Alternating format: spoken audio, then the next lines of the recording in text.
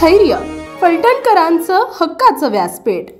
ज्येष्ठ नेते स्वर्गवासी सुभाष शिंदे यांचं नुकतंच अल्पशा आजारानं निधन झालं होतं।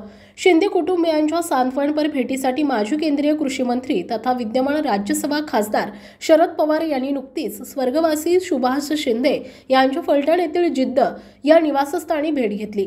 त्यावेळी आगामी काळामध्ये चेतन शिंदे यांच्यासह स्वर्गवासी सुभाष शिंदे यांच्या संपूर्ण कुटुंबियांच्या पाठीशी सक्षमपणे उभे राहणार असल्याचं मत यावेळी शरद पवार यांनी व्यक्त केलं। यावेळी माजी मंत्री तथा विद्यमान आमदार अनिल देशमुख, राष्ट्रवादी शरदचंद्र पवार पक्षाचे सातारा जिल्हाध्यक्ष सुनील माने यांच्यासह मान्यवर उपस्थित होते।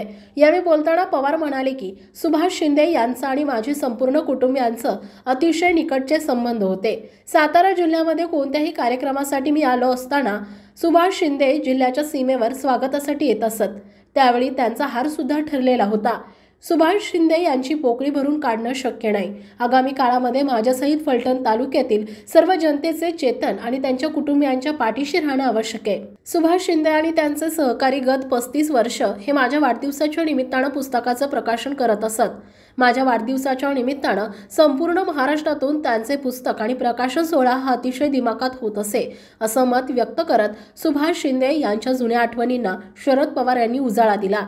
फलटण येथील जिद्द निवासस्थानी खासदार शरद पवार यांनी स्वर्गवासी सुभाष शिंदे यांच्या आठवणींना उजाळा दिल्यानंतर तेथील कार्यकर्त्यांनी साहेब सुभाष भाऊंसाठी तुम्ही श्रीराम होता तर ते तुमचे हनुमान होते असं मत व्यक्त केलं। त्यावर हे तुम्ही मला सांगत आहात असं म्हणत यापुढे चेतन सोबत सुद्धा आपली सर्व ताकद असणार आहे असं त्यांनी स्पष्ट केलंय।